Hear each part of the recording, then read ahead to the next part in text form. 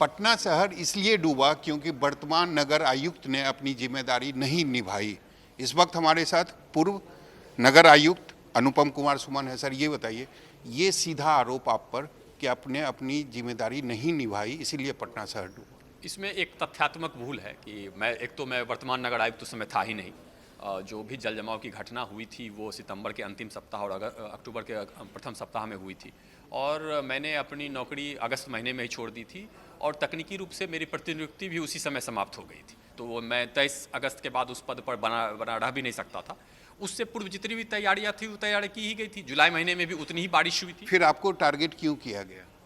अब तो जिन्होंने वो रिपोर्ट बनाई है और जिन्होंने उस पर अनुमोदन दिया है उनको यह चीज़ समझना चाहिए कि उन्होंने यह क्यों किया है। ये प्रश्न तो आप तो बहुत वरिष्ठ पत्रकार भी हैं, तो जब भी आप उनसे संवाद होता है तो आप ये प्रश्न पूछे कि भाई उनको क्यों टारगेट किया गया जब उस समय नगर आयुक्त ही नहीं थे। आप पर यह भी आरोप लगाया गया कि जब भी मंत्री या कोई अधिकारी फ़ोन करते थे तो आप फ़ोन कॉल उठाते नहीं थे। ऐसा नहीं, देखिए आपको लगता है कि ये संभव होगा, ऐसा संभव नहीं है, क्योंकि और ऐसा करते हुए मैं 1.5 साल तक पद पर कैसे बना रहा। यह सब बहुत बेकार और बेतुकी बातें हैं। हाँ देखिए, एक जब आप नगर आयुक्त होते हैं, या मैं समझता हूँ कि जो हमारे जिला पदाधिकारी महोदय भी हैं, हमारे साथी ही हैं, तो अब इस तरह के पदों पर रहते हुए बहुत सारे फ़ोन कॉल्स आते हैं। सभी फ़ोन को अटेंड कर पाना संभव नहीं है, फ़ोन कॉल छूटते ही छूटते हैं। और मैं अपने जो वरिष्ठ पदाधिकारी हैं या वरिष्ठ मंत्री हैं उनका फ़ोन कॉल क्यों नहीं लूँगा? उनका फ़ोन कॉल न लेकर के थोड़ी काम हो सकता है, काम होता ही था। आपके नज़र से अगर देखें तो कौन है जिम्मेदार, कौन है? अगर एक व्यक्ति का नाम लिया जाए तो जिम्मेदार कौन है? पटना ये एक व्यक्ति वाली बात नहीं हो पाएगी, सिस्टम का फेल्योर है। बहुत वैज्ञानिक प्रक्रिया है। देखिए, इसको एक व्यक्ति, मैं तो ये भी नहीं कहूँगा कि उस दिन जो उस पंप चालक की वहाँ ड्यूटी थी वही जिम्मेदार है, मैं ये भी नहीं कहूँगा। हालांकि इसका कारण बहुत स्पष्ट है कि पंप नहीं चले, इसलिए पंप हाउस डूब गया और उसके कारण से पूरा पटना डूब गया। जैसा कि मैंने कहा कि बहुत पटना नगर निगम में काम बड़ा डिफिकल्ट है, और मैंने अपने 1.5 साल के अनुभव में यही सीखा। 2 बारिश सीजन को मैंने देखा। बहुत सीधी सी प्रक्रिया है कि वहाँ पर निशान बने हुए हैं। सैदपुर पंप सबसे क्रिटिकल है, उसमें निशान में जैसे ही वाटर लेवल 15 से ऊपर जाए, रात भर जगे रहिए। बारिश का महीना है तो रात भर जगे रहिए, मैं ऐसे भी जगता हूँ।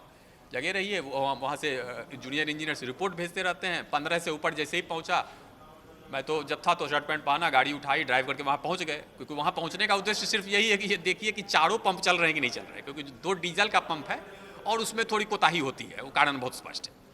ये भी कहा जाता है कि आपने कहा, जैसा आरोप लगाया कि बिहार में काम करने का माहौल नहीं। आपने कहा कि पटना में नगर आयुक्त का मतलब नगर वधू होता है। जी जी, बिल्कुल। वो देखिए, काम जो होगा वो बहुत ही सिस्टमेटिक तरीके से होगा।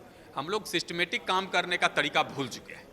एक तो वो बात है कि भाई काम को सिद्धांत होना चाहिए। अब फ़ोन और व्हाट्सएप कॉल पे काम नहीं हो सकता है। सुबह सुबह आप उठे, अपने अधीनस्थ पदाधिकारियों को आपने कुछ बता दिया कि अरे यहाँ पर क्यों कचरा गिरा हुआ है, उसको उठाइए। तो वो कर्मचारी जो है वो उसने दिन भर अपने लिए कुछ कार्यक्रम सोच के रखा होगा कि आज ही अमुक अमुक काम करूँगा, वो छोड़ के गया वो कचरा हटाने के लिए। कचरा हटेगा तो पूरे शहर का एक साथ, उसके लिए एक नीति बनेगी, एक पॉलिसी मेकिंग जिसको कहते हैं। एक वो बात है। दूसरा, काम करने की गति बहुत धीमी है। अगर आप सामान्य गति से भी काम करें तो लगता है कि बहुत तेजी से काम हो रहा है। आपने कहा ना कि बेवजह मीटिंग अटेंड करना पड़ता है जिसकी कोई ज़रूरत नहीं है। जो पूरे मीटिंग्स की परंपरा है, मीटिंग्स का ओवरलैप होता है। एक ही, इसलिए मैं कहता हूँ कि इसलिए डिसेंट्रलाइजेशन वर्ड का डी भी किसी को नहीं पता है। बड़ी बड़े ऊपर से दावे होते हैं कि हमने विकेंद्रीकरण कर दिया, डिसेंट्रलाइजेशन कर दिया। कोई डिसेंट्रलाइजेशन नहीं है। डिसेंट्रलाइजेशन का मतलब है कि आप नीचे की संस्थाओं को मजबूत करें, उनको स्वायत्त करें, डिसीजन मेकिंग वही हो। अहमदाबाद क्यों नहीं डूबता है? सूरत क्यों नहीं डूबता है? सूरत अहमदाबाद से शहरों में एक असिस्टेंट इंजीनियर या एक डिप्टी इंजीनियर या अधिक से अधिक एक डिप्टी म्यूनिसिपल कमिश्नर के पास पूरे शहर की जिम्मेदारी है, सफाई से लेकर के वाटर सप्लाई तक। म्यूनिसिपल कमिश्नर और जो मेयर हैं वो तो दिन प्रतिदिन का कार्य भी नहीं देखते, क्योंकि उन्होंने एक व्यवस्था बनाई हुई है। और वहाँ पर तो है नहीं कि माननीय मुख्यमंत्री कॉल करेंगे म्यूनिसिपल कमिश्नर को या जो माननीय मंत्री है वो कॉल करेंगे, फिर भी काम हो रहा है। आपको लगता है कि बिहार में व्यवस्था बदलने की जरूरत है, मुख्यमंत्री बदलने की जरूरत है? पूरी व्यवस्था को बदलने की आवश्यकता है। बिहार की स्थिति बहुत खराब है और आप सभी लोग को यह बात पता है। आप दूसरे राज्यों में जाइए तो ये एक शर्मिंदगी का भी विषय है। बिहारी ब्रांड अपने आप में एक शर्मिंदगी का विषय बन जाता है, और विदेशों से तो खैर कोई तुलना ही नहीं हो सकती है। जबकि सारे संसाधन यहाँ है। बिहारी दुनिया के सबसे ब्रिलियंट लोग हैं, बहुत शानदार टैलेंट है। 30-40 साल 50 साल पहले तक यहाँ स्थिति अच्छी भी थी, उसको फिर से ठीक किया जा सकता है। सारे उद्योगों को ठीक किया जा सकता है। आप पर जो आरोप लगे उसमें यह भी कहा गया कि आप में नेतृत्व क्षमता नहीं है, तो क्या आप आने वाले दिनों में इसे साबित करके दिखाएंगे? मैं उसको साबित करूंगा। मैंने जैसा मैंने कहा, मैं बहुत ही आध्यात्मिक किस्म का व्यक्ति हूँ और मुझे लगता है कि ये बहुत ही व्यक्तिगत किस्म का आरोप है और इसको मैंने बहुत व्यक्तिगत तरीके से लिया है। ये मेरे लिए एक चुनौती है कि मैं इस नेतृत्व क्षमता को साबित करूं और न सिर्फ इस चुनाव को जीतने में बल्कि अगले 10 साल में बिहार को बदलने में। तो इसी उद्देश्य के साथ आपने पार्टी बनाई है? मैंने पार्टी नहीं बनाई है, पार्टी जो प्रेसिडेंट हैं पुष्पम प्रिया चौधरी जी उन्होंने बनाई है। हाँ, उसको बनाने में मेरा उनके साथ सहयोग रहा है, लेकिन मैं विचारधारात्मक रूप से शुरू में बहुत इस आइडिया पे कन्विंस्ड नहीं था क्योंकि बहुत सारे उसके लिए सेक्रीफाइसेस करने पड़ते हैं। ये बात बड़ा समझाना बड़ा मुश्किल है कि बहुत बहुत झंझट है, बहुत नकारात्मकता है, बहुत नेगेटिविटी है, वो लोग गालियाँ देते हैं, गंदी गंदी बातें लिखते हैं। महिलाओं के लिए राजनीति करना तो और भी मुश्किल है, बहुत गंदी गंदी बातें लिखते हैं।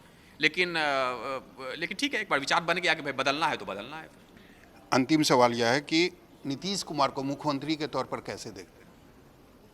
उनका अपना एक कार्यकाल रहा, उससे पहले एक 15 साल का कार्यकाल था, उनका अपना एक कार्यकाल रहा।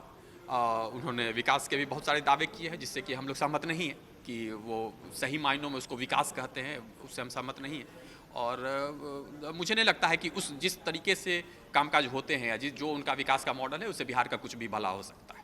वो बहुत ही बैंडेड पॉलिसीज होगी, बट अगर ओवरऑल पूरा चेंज करना है तो उसके लिए तो बहुत शानदार शासन चाहिए। शानदार शासन चाहिए। नीतीश कुमार जो दावा करते हैं कि बिहार में उन्होंने विकास किया, तो वो विकास नहीं हुआ है जो विकास होनी चाहिए। कैमरामैन ऋषि के साथ सौरभ कुमार, पटना, न्यूज़ 24।